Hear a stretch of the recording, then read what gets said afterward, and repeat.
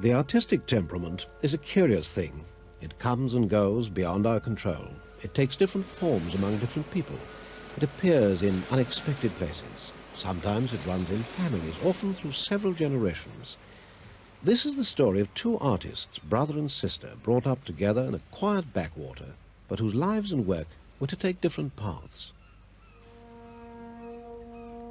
100 years ago, Tenby was a small seaside resort in West Wales, a place of beaches and bathing machines, fishermen and holiday makers, with a solid core of middle-class families.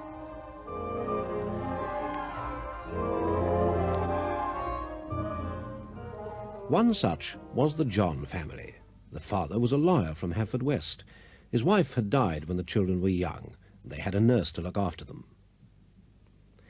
Gwen, his second child, was a small, shy girl, and she and her younger brother Augustus were the two John children who showed artistic promise and who were to break away from their respectable background. Father John set great store by respectability and stayed aloof from the common life of the town. His greatest dread was to appear conspicuous, but his highest ambition was to be an unblemished pillar of Tenby society. He tried to instill these sound middle-class values into his children. They were reared on strict Anglican principles, flavoured with a dash of Welsh evangelism. They were taught the proper moral virtues and drilled in the rules of correct behaviour. As they grew older, they resisted, for Gwen had pride beneath her shyness, while Augustus modelled his character on the reverse of his father's, and he succeeded. But he spent the rest of his life in search of his lost identity. When he was 16, he was sent to London from Victorian Tenby to the sophisticated world of the Slade School of Art.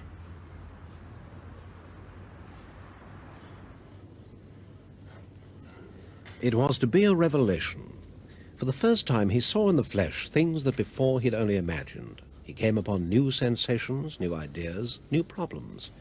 He was lonely, shy, and uncertain of himself. His first visit to the life class filled him with wonder, which deepened to confusion when he saw the model. He worked hard, but his drawings were methodical and unremarkable. Then, in his second year, there was a transformation. His drawing, almost miraculously, became strong and sure. There was no uncertainty now, and his eye and hand worked together without hesitation, quickly and decisively, translating the complex form of the human body into drawings that were compared with those of the old masters. His teachers were astonished by this prodigy. Even the stern and critical Henry Tonks declared that Augustus was the best draftsman since Michelangelo.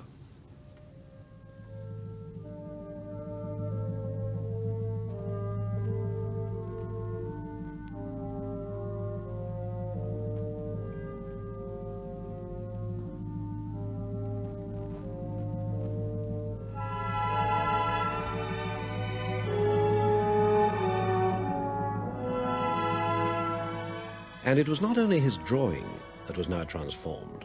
From that shy, country chrysalis emerged an outrageous, amorous, unconventional personality. He adopted a bohemian pose, and before he knew it, he'd become a cult. At this time, too, he found his other lasting refuge in the comfort and company of women. "Woman is beauty," he once said. "Every artist loves beauty. Therefore an artist must love women." A simple equation that became a compulsive principle. So his two obsessions, art and sex, merged and became a legend at the Slade. His painting was not so wonderful. He struggled to achieve with a brush the mastery that came so easily with a pencil. And in his last year as a student, he won the annual painting prize with this large composition, Moses and the Brazen Serpent. It was Augustus's tribute to the old masters. Rembrandt, Rubens, Michelangelo and El Greco mingled uneasily in a mass of writhing paint. It was a foreboding of another of his lifelong problems, the struggle to find his own style of painting, keeping pace with the search for his own way of life. But Augustus enjoyed the social life at the Slade. Though very formal by later standards, there was always a flock of beautiful girls waiting for the amorous predator. By now, Gwen had joined him there.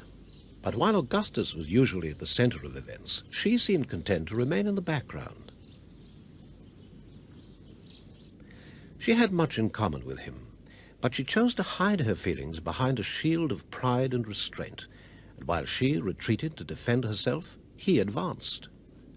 So perhaps it was this difference in their strategy that made him so overpowering, for she found it difficult to work near him.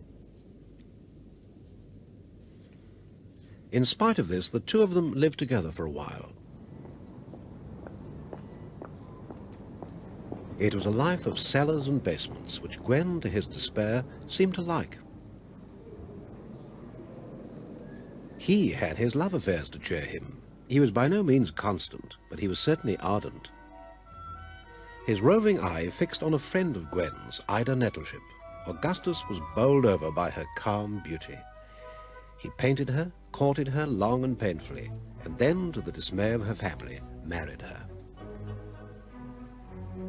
Augustus, untidy, dirty, sometimes violent, often drunk, and always unreliable, was no great catch, but Ida adored him and cheerfully set up home for her dear Gus. When the children began to arrive in quick succession, she sacrificed her painting to care for them.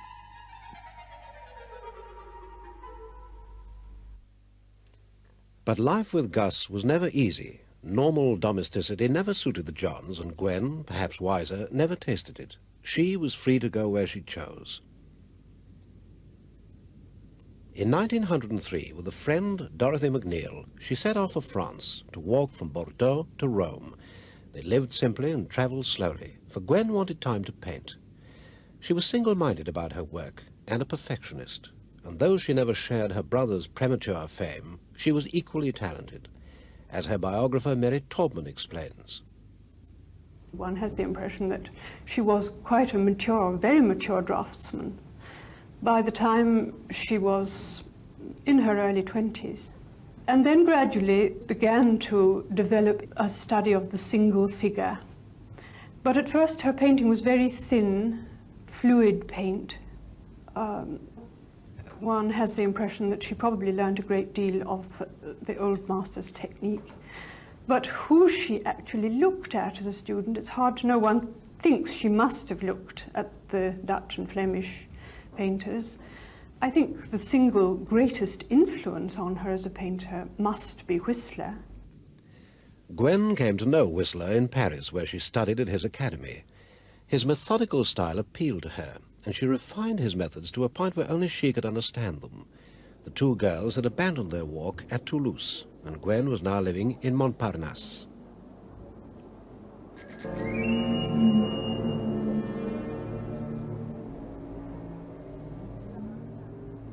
Gwen spent the rest of her life in France, in self-exile and growing isolation, content to live without the comforts of life, to relinquish everything but the bare necessities that would allow her to paint without distraction.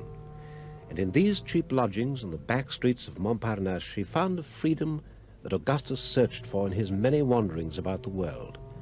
She wanted to be free of his influence, and so she framed her own pattern of solitary life. She lived very, very frugally, but she speaks interestingly about her room as if it were a place that she liked to be happy and she liked to have it in some kind of order. I don't think we have to think of her as someone living in a hideous bohemian mess.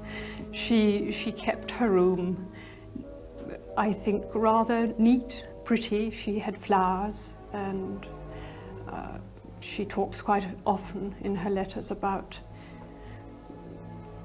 doing out her room, making it look nice. But anyhow, the general picture is that she was living very, very frugally. There is an austerity, of course, about her paintings, which is simply another aspect of this austere life. Her way of life was also an expression of her independence. To keep herself, she started to pose for other artists in the studios of Paris. Augustus, ever helpful, suggested that she pose for Rodin, who was said to favor English and American girls. Rodin willingly took her on, for he always needed models. He was 63 and the greatest living sculptor, the greatest, it was said, since the Renaissance. He poured out an endless stream of work. The man of genius is a stallion, he declared, who creates with nature. So it was with his life. Gwen had fancied herself in love before she met Rodin, but this was overwhelming. Her reserve melted, and she fell deeply in love with him. But to him she was one of many women. His sexual appetite was prodigious and uninhibited. A young girl delivering prints was rudely shocked. His beard and hands, she explained, were all over me.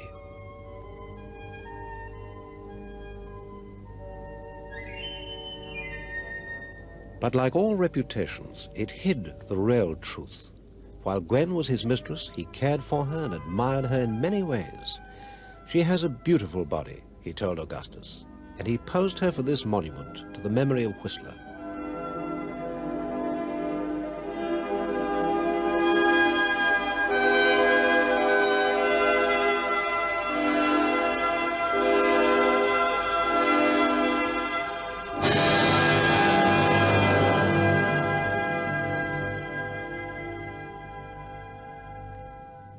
This was, I think, the most important relationship in her life. A very tragic one in some ways, in that she, being the passionate girl that she was, allowed herself to become more and more obsessed by her feeling for Rodin.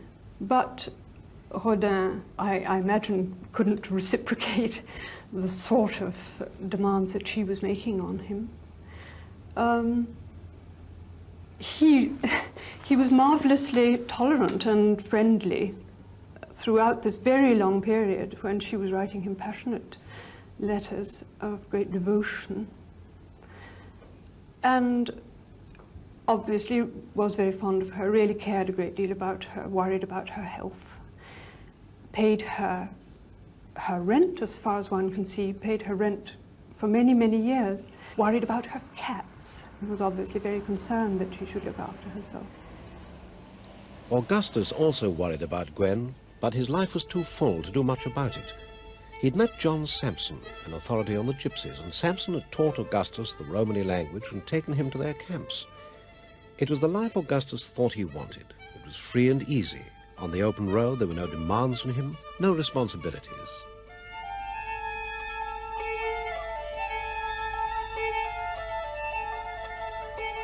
He wanted to escape his responsibilities, for he'd fallen in love yet again. He was disturbed, for this time it was more than a passing excitement. She was to have a profound effect on his whole life. It was Dorothy MacNeill, whom he'd first met in the second year of his marriage. Almost inevitably, he was fascinated by her, and he bombarded her with letters, poems, demands, and entreaties. He gave her pet names, Ardor, Dodo, Dorelia, and he begged her to live with him. But she was a friend of Ida's, and since Augustus couldn't hide his feelings, Ida was unhappy and confused. But she loved Gus, and what he wanted, she wanted for him. Then Gwen took command of the situation. She wrote to Dorelia, "You are necessary for Gussie's development and for Ida's," was the sum of her long argument, "and he is necessary for yours." It was all too much for Dorelia, and she surrendered. Augustus went to claim her and took her back triumphantly to share his restless life with Ida.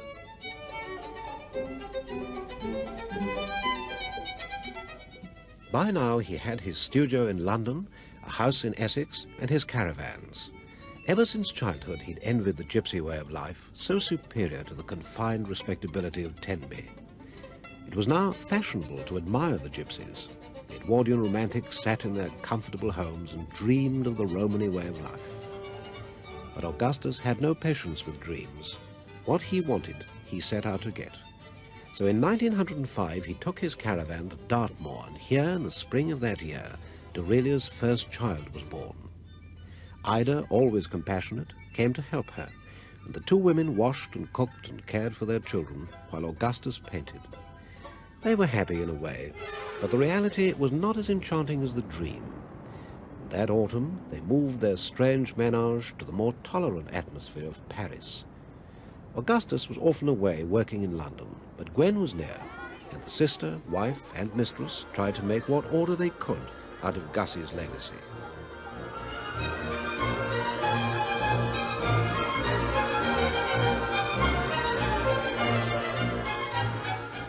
Augustus came when work allowed, though he had mixed feelings about his family.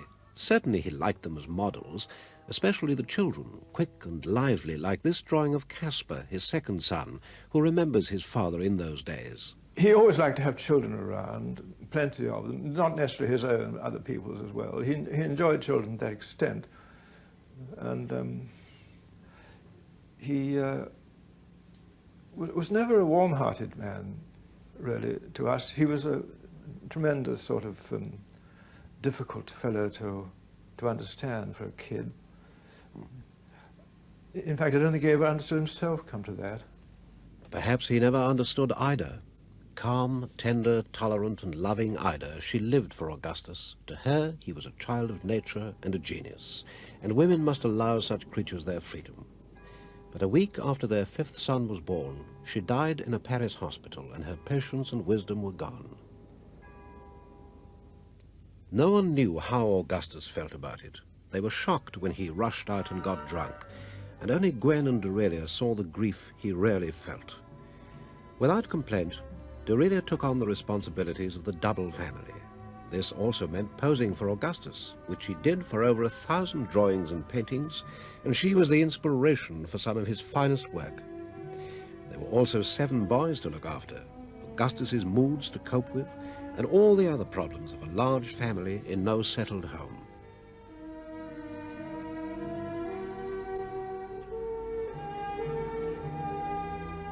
In 1911, they rented Alderney Manor in Dorset.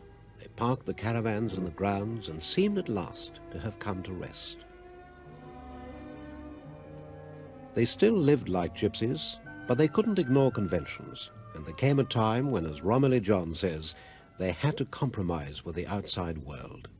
We wore pinafores and had our hair bobbed, which I suppose was unusual in those days. But it didn't seem to affect us at that time. I don't think we, as children, at first at any rate, we weren't aware that there was anything odd about it. My mother, as a matter of fact, drove down to Parkstone, which is a neighbouring place, and to the school, and drove up in her pony trap in front of the school. And Mrs. Pooley, who was the headmistress, came out, and Dada said, well, I have some children I want educated.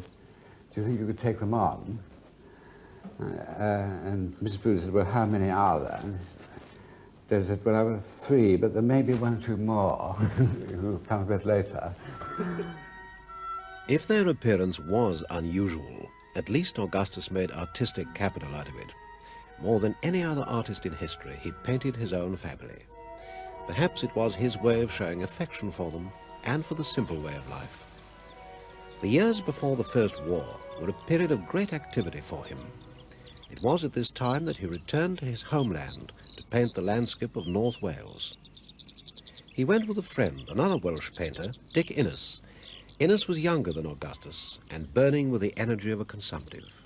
He took Augustus to Arenig, a mountain he loved like a woman. I seemed to detect, said Augustus, a certain reserve on his part. He was experiencing the scruples of a lover on introducing a friend to his best girl. They found this small inn below the mountain. It was a place that pleased Augustus, for there was singing and drinking in the evenings with Welsh jigs played on the fiddle.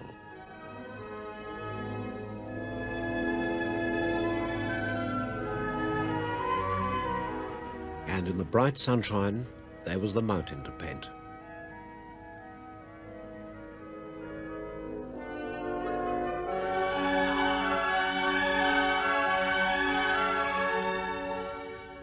In the mountains of Wales, Augustus found a freedom that had gone from the cities.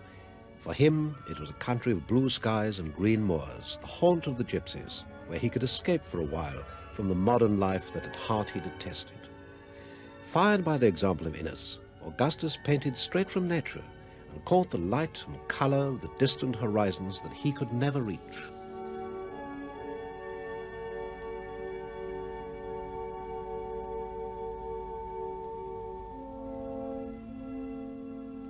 Augustus returned to Dorset, but he could never be still for long.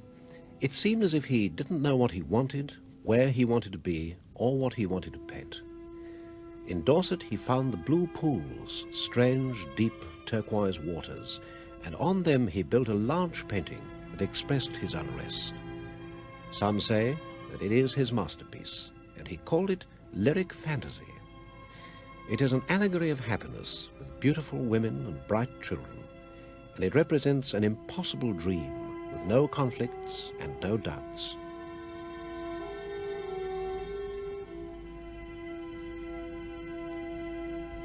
But fantasies can't earn a living, so Augustus plunged into the world of cities and exhibitions again. And in a way he liked it, for it was another form of escape. It was just that he couldn't decide which way of escape suited him. So he was glad to be invited to Ireland. He went to Galway, to Lady Gregory's house. She'd asked him there to paint Yeats, the poet, and Shaw, the playwright, who were the leading lights of Coole Park. He was becoming known and wanted as a portrait painter. He painted the famous in politics and society. His astonishing talent, quick and vital, was the delight of the fashionable world, and he gave new life to portrait painting. He was conscientious, sometimes inspired. He tried to capture the spirit of his subjects, and if they were sympathetic, he succeeded. Sometimes the work was routine. The fame of the sitter was no guarantee for success, and fame was catching up with him. The rebel was being tamed by success, and the Royal Academy beckoned. But he had one more way of escape, to a place known and dear to him.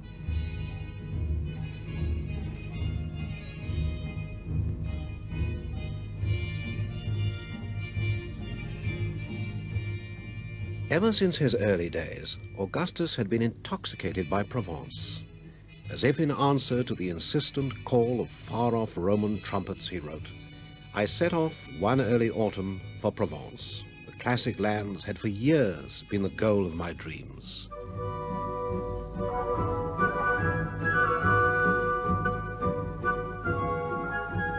It was a country of olive groves, vineyards, and the white speckled hills that he loved to paint. It was the country of Cézanne and Van Gogh. It was the romantic land of the Greeks, the Romans, and the Gypsies.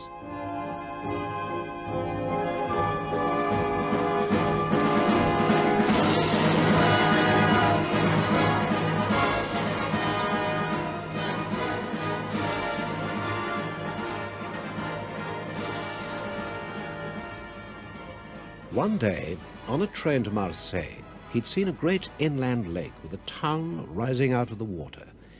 It was Martigues, and he'd found, he said, an anchorage at last.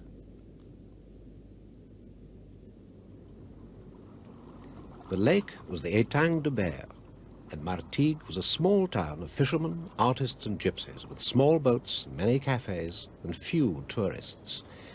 It suited his varied tastes, for it was also near to the Riviera with its fashionable society. He decided to find a house in Martigues and to paint there. But progress caught up with Augustus and with Martigues. The tourists, the last and most formidable of invaders, were overrunning Provence. The Villa St. Anne, the house he found and where he painted his most brilliant pictures, was being swamped by a new landscape. Industrialization came seeping in.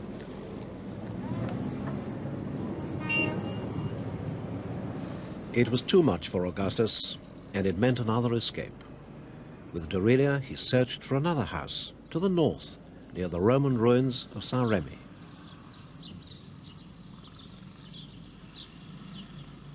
Here they found a small farm, the Mas de Galeron. It was a simple place, and it had a vineyard and splendid views. The younger children stayed here, and Poppet, the eldest daughter, was one of them. He took this little house for £5 a year. Literally, it had no water. We had to get it from the vines. There was a little well. And he was very, very happy here, living complete simplicity. Augustus liked the simple life, at intervals, just as he liked his family around him when he was in the mood. Life with father could be pleasant if the mood didn't change. He was a very changeable man en famille. Sometimes very amiable, very jolly, and very happy person to be with. other times, this great gloom came over him, which completely took over the whole of it. We couldn't do anything against it. He was extremely strict at table, and we as children were hardly allowed to say a word, which resulted in one of us getting the giggles, which was fatal, because that infuriated him. Children were to be seen and not heard. Perhaps, I don't know why, but perhaps it was because of his own very strict upbringing with his father, who was puritanical.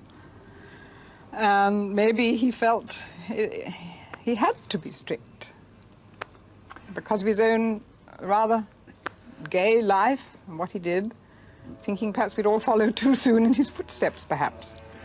He certainly was very strict with us. I just remember a very cosy atmosphere in the nursery. His other daughter Vivian says of her childhood.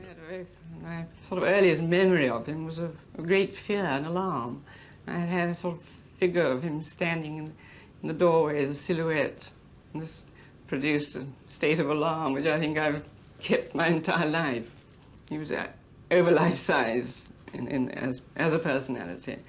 And I honestly don't think he could be otherwise. He might have wanted to be a little bit anonymous occasionally, but I don't think he ever brought that off. As soon as he came into the room, whether it was a restaurant, everybody became conscious that there was something there that was quite out of the ordinary. This something needed a place of its own to flourish, so Augustus built this studio in Chelsea. The main feature of the house, of course, was the big studio at the back, where he did an immense amount of work. It was absolutely littered with canvases, all oil paintings, I think. I don't think he did much drawing there. He was painting more portraits, I think, there than any other time of his life, and also giving the most marvellous parties in the evening, which a great many celebrities came to, like Tallulah Bankhead, who used to turn cartwheels in her camiknickers, which dates the time, in the studio, and Hutch played the piano. And there was this sinister figure, Alistair Crowley, very often there, who my father drew quite a lot of pictures of. Very frightening man in his cape and his black hat. There used to be large gatherings of parties, I think they're called, doos or something, when all these creatures came around. I suppose they were all bohemians, I don't know. But there was a lot of going on then. He was at what I suppose the peak of his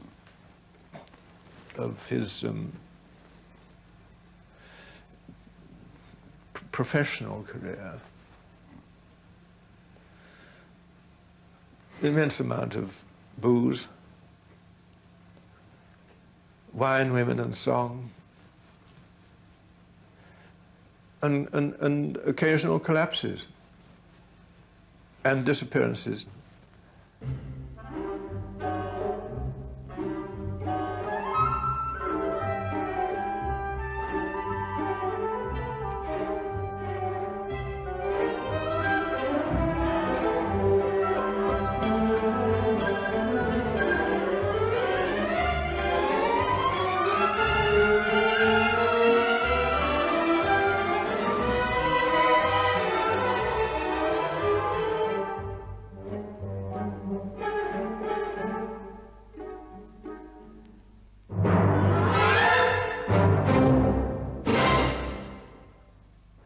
Oh, no, I think there was much more to him than just wearing odd clothes and striding up and down King's Road in Chelsea. Extremely complicated, complex character. I don't think really knowing which way life led at all. I think he was sort of experimenting the whole time, trying to find out what the hell it was all about. While Augustus was still searching, Gwen seemed to have found a way. In 1913, at the darkest time of her affair with Rodin, she became a Catholic. I think she had a kind of need to be in a position subservient to some greater being, and Rodin had fulfilled this need to a certain extent. She was suffering a great deal from her relationship with Rodin, and the fact that it wasn't reciprocated. And I imagine, though this is only speculation, that this may have had something to do with her turning towards Catholicism. It could also have been a final rejection of her Welsh upbringing, or it could have been a desire to find an order for her passionate nature, as she had found an order for her painting. She now lived in Meudon, near Paris, and close to Rodin, and in the nuns of Meudon and their church, she found the tranquility that she needed. The sisters wanted their neighbor to paint religious subjects for them, but she preferred to make these small sketches of the nuns and the orphans of the convent. Since she spent a great deal of her time in church, I suppose she simply went on drawing there as she drew everywhere else, in the train, on the street. But she got, one gathers, into a certain amount of trouble and difficulty over that, and the curé of Meudon was not very happy about the fact that she was drawing in church. But she defended herself, and she said that she drew only at certain times in church when the less important parts of the Mass were in progress. And she didn't see why this should be called a sin. She didn't feel it was sinful. But she did develop a curious humility. "I am a little animal groping in the dark," she told Augustus. This humility was inverted pride and another form of neglect. Augustus worried about her. "You must change your room, which is too damp and gets no sun," he wrote. So she bought a piece of land nearby, which she left to her nephew, Augustus's son, Edwin. She had a couple of small wooden huts in her garden, which was quite a big garden. And there she lived. She seemed to be quite contented to live in this one room. Or actually, I think it used to be used as a garage before she moved in, but this is where she lived, in a wooden single room. With her cats, Gwen lived and worked in her shed, sublimating her feelings into a devotion for God, for women friends, and for her cats. She didn't encourage visitors, but she finally agreed to visit Augustus. She could not bear to leave her cats in Paris. She couldn't make the necessary arrangements. But evidently she did make them, and sure enough she did arrive. And unfortunately there were a lot of other guests in the house at the time, which, as she was extremely shy, it made it necessary for her to have her meals in her bedroom. And I remember her very well, really, because I was terribly struck by her appearance. So very like my father, but very, very tiny, like very miniature Augustus, but with eyes that filled with tears almost continuously as she talked.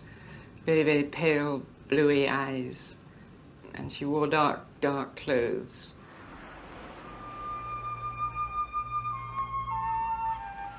Gwen had one other love, the sea. It was perhaps memories of Pembrokeshire that drew her to Brittany, and every so often she would venture from Paris to this little town of Val-André. Here she found this chateau. It was derelict then, but it was secluded, and that suited her. She rented a room here, for it was near the sea where she liked to bathe. She was content and she was working. In Brittany, she did very little painting. It was mostly drawing that she did. And she refers quite specifically to this in some of her letters, saying, "I don't feel that I want to paint in Brittany. I haven't been painting, I've been drawing."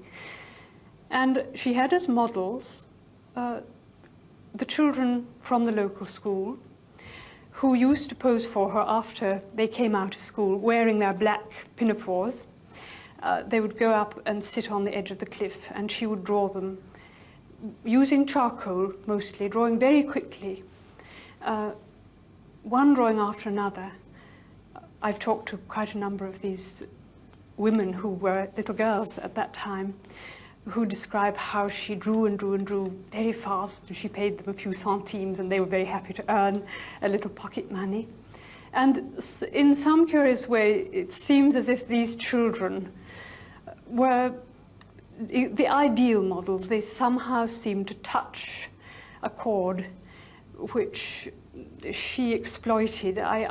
My feeling is that some of these drawings of the children in Brittany are among her very best, and indeed among the greatest drawings of the century.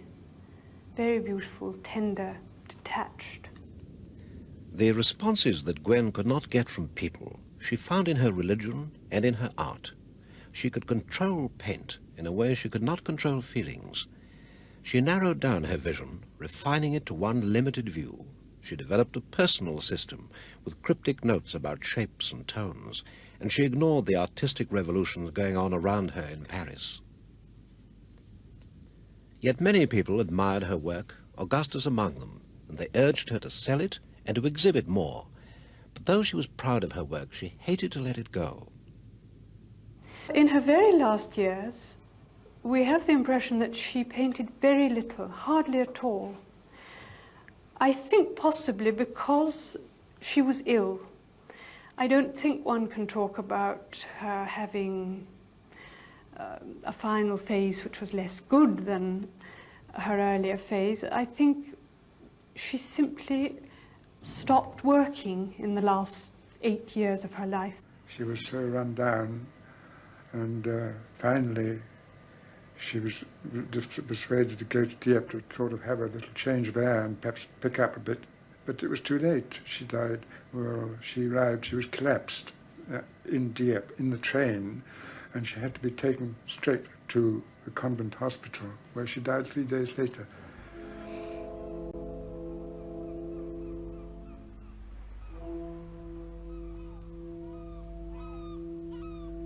Augustus lived on quite a different level. He was flying high. He was now a public figure with a place in the country, Friarn Court in Hampshire. But he needed people around him, and the house was often full. Well, for us it was a wonderful time because we had our ponies to ride and we were near the river and we could swim. And every evening, every weekend, it was like a kind of car park outside. People drove up, people came for all these free drinks that he doled out, literally half-pint glasses of whiskey, undiluted with either water or ice.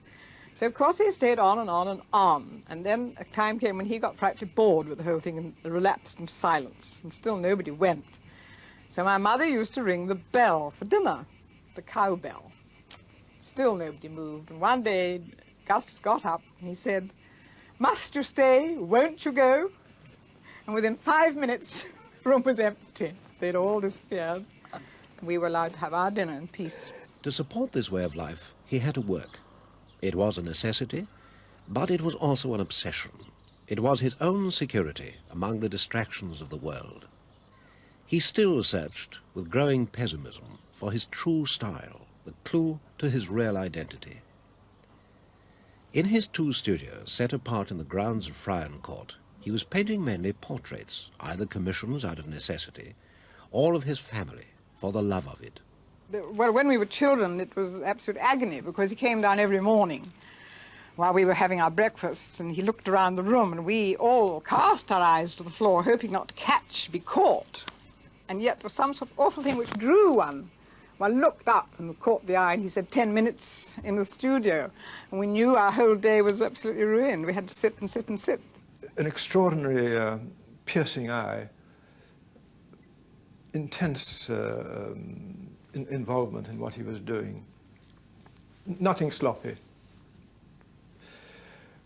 And you would be seated on a stool or on a bench or whatever it was, on standing, sitting, and you would be very carefully positioned.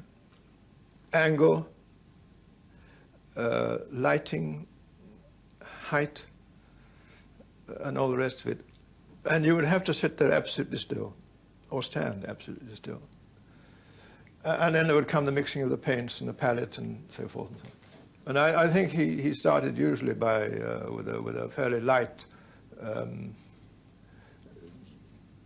colour, oil colour, outlining the sitter, victim, you may say. And then he would start to fill in, of course, with all these paints and so forth. And if you shifted from your position, there was a hell to pay.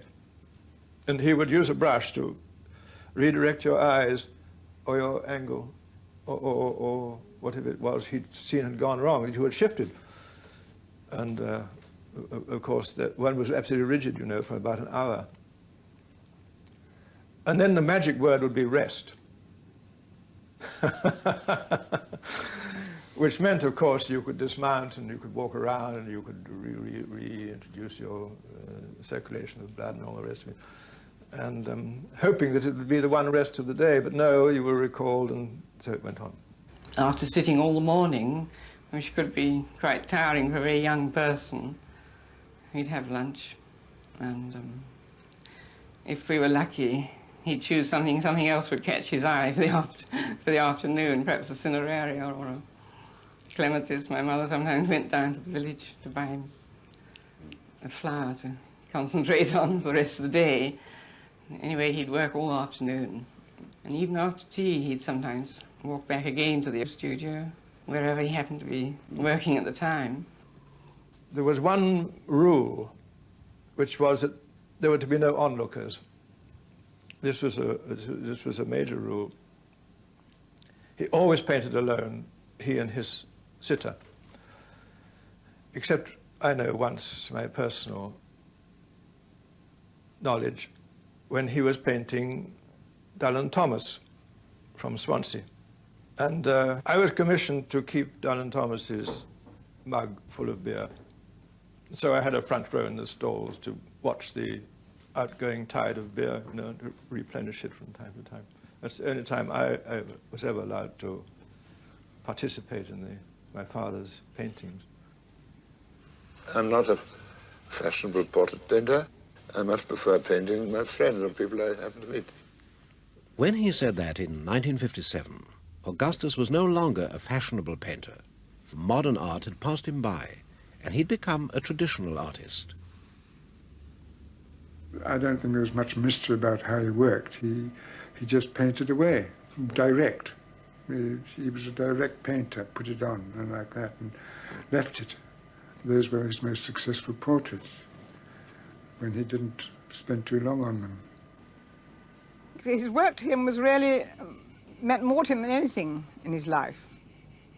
But whether he really was happy with it, I can't tell. I only know that he always felt he could do better, and that he always tried harder, and he always worked every single day. Inspiration is all very well, but it's hard work which makes the difference. But it takes more than hard work to make a good painting.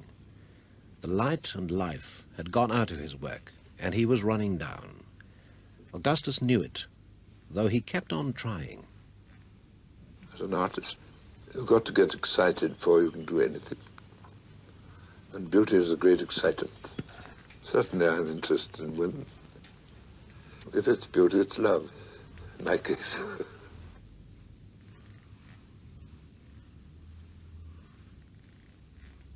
One is excited over certain aspects of life, more than others, and one becomes, so to speak, inflamed. Sadly, the flame had died away. His last painting was a celebration of the gypsies and their patron saint in the Camargue. It was an escape from time, from old age and civilization. It was a yearning for his heyday, for the nomadic life and the brilliance of Provence. But he knew it was a failure. 50 years from now, he said, I shall be known as the brother of Gwen John. There was one more way to the past. As his age increased, so did his affection for Wales. He went there when he could, driven by nostalgia for the landscape. And one of his regrets was that he'd never learned the language. I wish, he once said, that I had never left Wales. I think he wanted to go and live his last years there. It was rather sad because somehow my mother was a little old and she didn't feel like making the effort to. I think he'd seen some wonderful castle, but it hadn't got a roof, and she didn't feel quite up to and tackling that sort of thing. So he never really got back to live there. But that's what he wanted. He never stopped working. In fact, he died from work. He died from congestion chest, because he had this little studio in the orchard, and he was working away, and he went out in a gale of wind and rain, inadequately costumed for the elements, and caught this chill. And he got back, and congestion took over, pneumonia and all the rest of it, and he never recovered. But he worked. I've never known a man work so hard when he was well. Absolutely ceaseless toil the whole time. He never stopped. And the machine ran down in the end, of course. 31st of October 1961.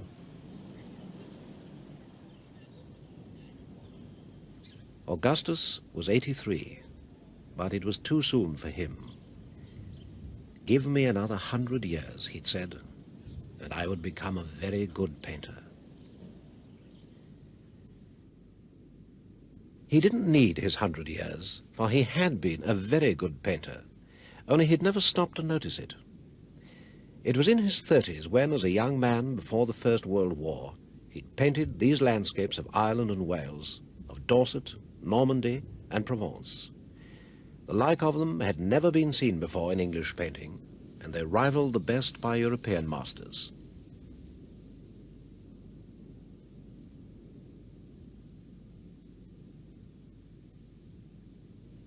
For a short time, it looked as if these small paintings offered a fresh hope for British art, and that Augustus would lead the way to new discoveries.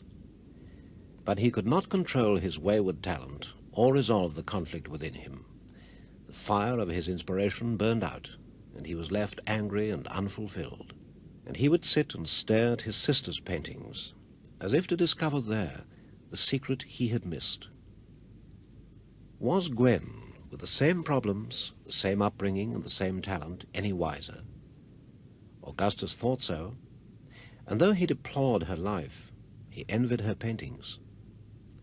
Her talent was like a stream which, with both pride and humility, she turned into a fountain that flowed quietly and steadily, pouring out drawings and paintings. She controlled her life, and through it her art, which owed little to any other artist, in which she patiently moved towards her own kind of abstraction. The people she knew, the things she owned, the room she lived in, these became the substance of her paintings. She dwelt on small things, but she did not see them in a small way. In her exile, she tried to create her own vistas and forget the landscapes of her youth. But though Gwen and Augustus travelled a long way from their beginnings, it's doubtful if they ever left them behind.